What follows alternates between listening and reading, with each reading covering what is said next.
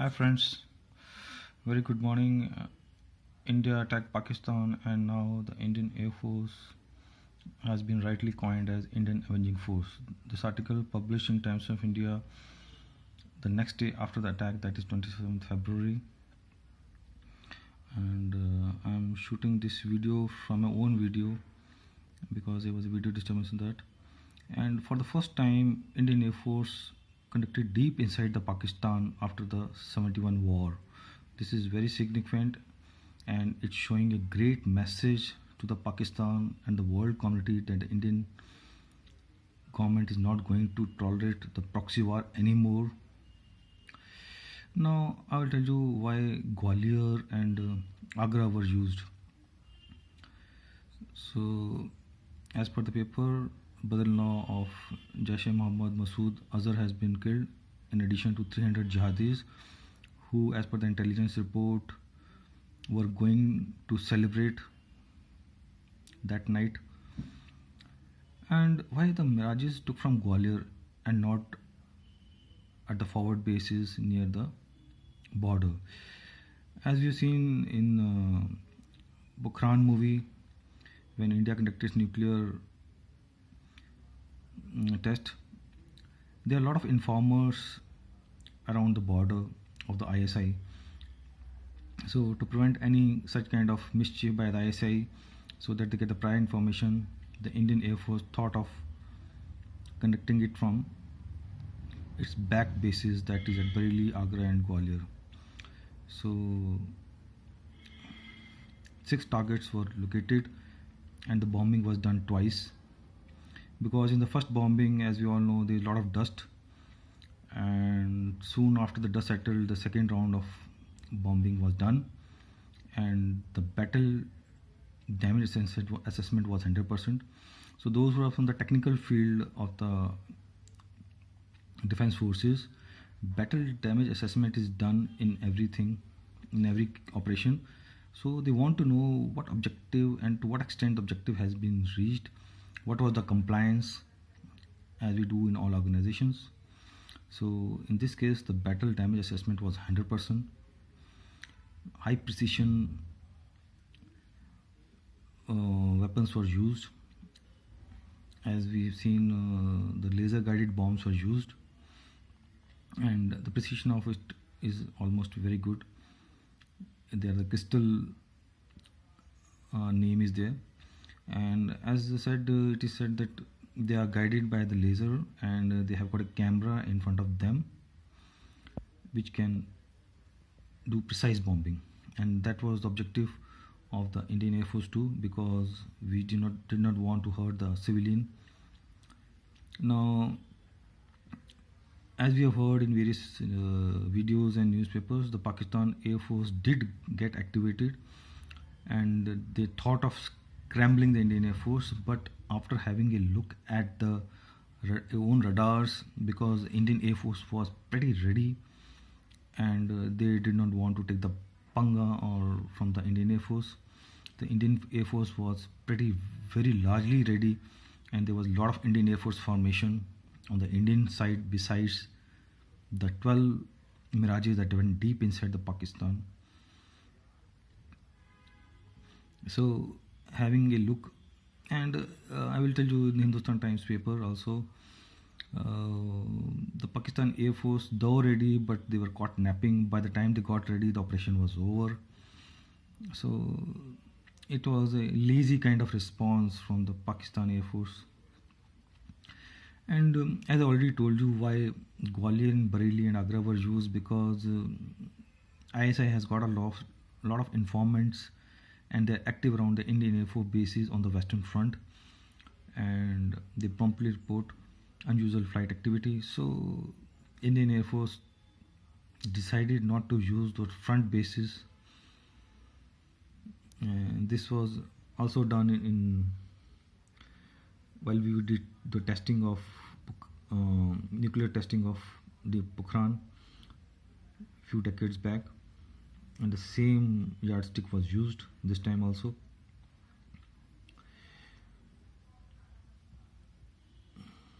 So Indian Air Force has done a pretty good job, and the boys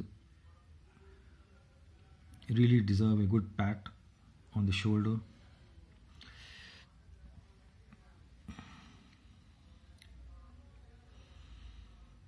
So the Mirage 2000s was used.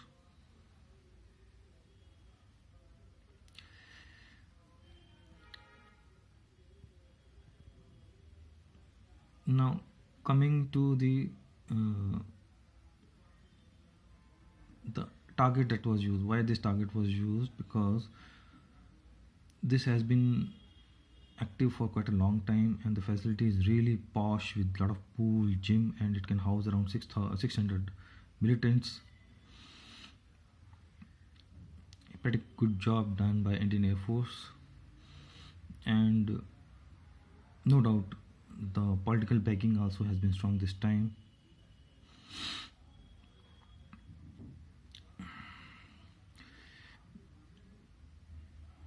And India really feels safe now, but this is going to be a continuous war, and it's not going to. This single strike will not solve the purpose.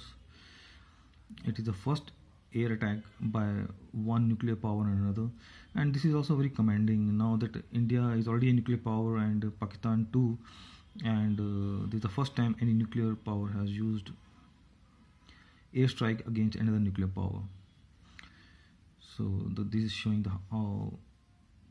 what kind of bombs were used: Poppy bombs, Poppy 2 missiles. These are the technical things which defense people will better understand.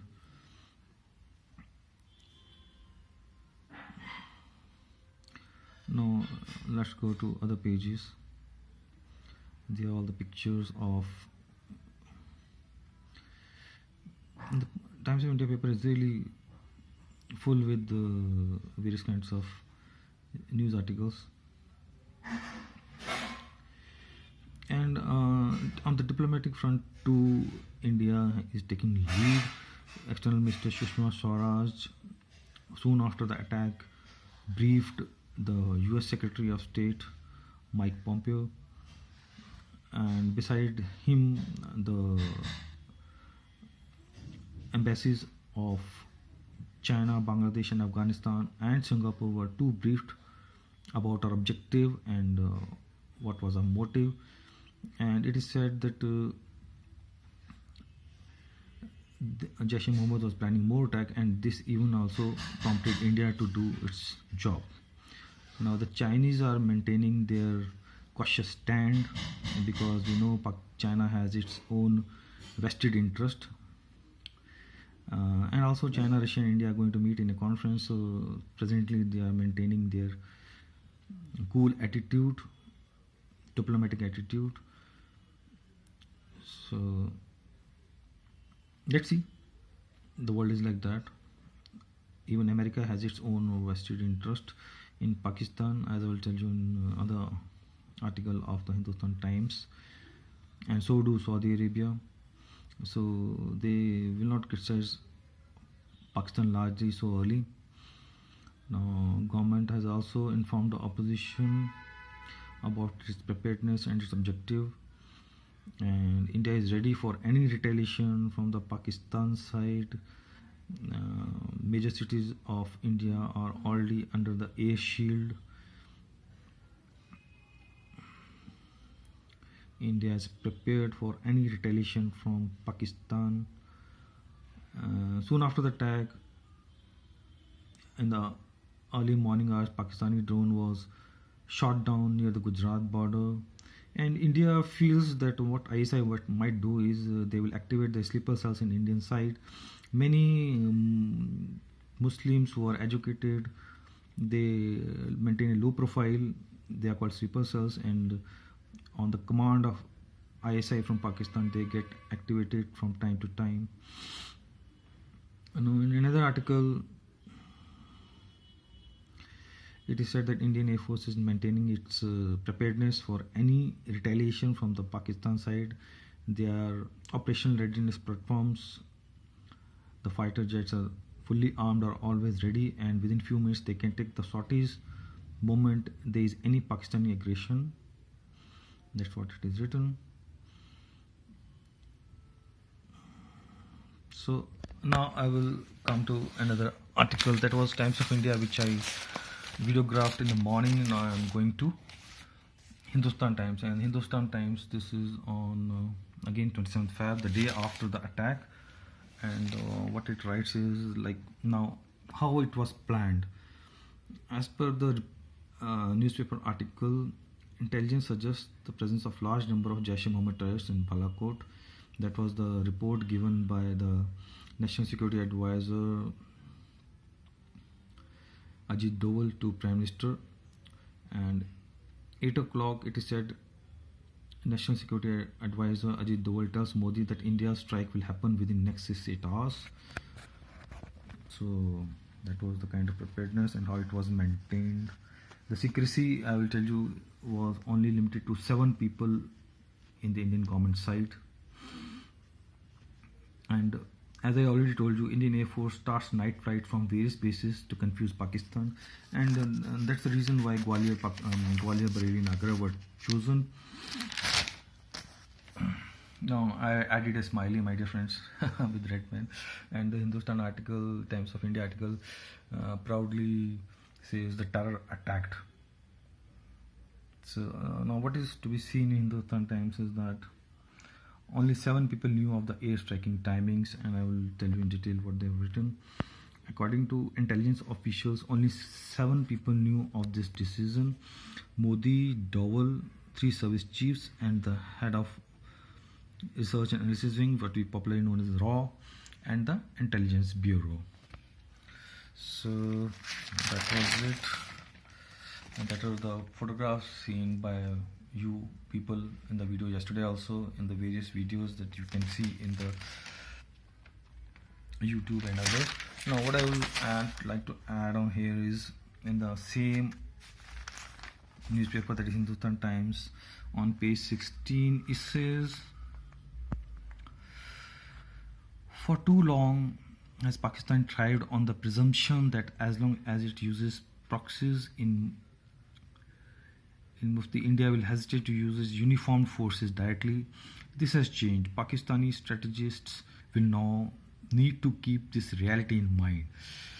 Now friends, as we all know, Pakistan has been using this proxy war, using not the uniformed people, but we all know that these are the people who are trained professionally by the Pakistani army and the ISI. So it's a cheap war, low cost war, because we all know that India is pretty rich as compared to Pakistan, and Pakistan selling donkeys to China. So is the status of economy of the Pakistan. So they're thriving on a cheap war for decades. Now the options before Pakistan. If Pakistan wishes to retaliate, it has to also know that this isn't the game of cricket with one inning for either side.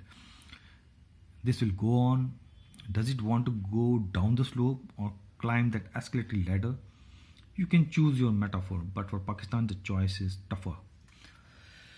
And in this other para, the diplomatic stance of the various countries. Since the Americans and the Saudis too are unlikely to say what Pakistanis wants, now America has its vested interest because they don't want to leave Afghanistan unguarded, and similarly Saudis have also got the interest, and similarly the Chinese, because we know they're using the Pakistani land to build its own roads and railways so that they can park their manufactured goods from China to Middle East through that Pakistan territory. And everybody has his own vested interest, so not to say much more. So that was it, man.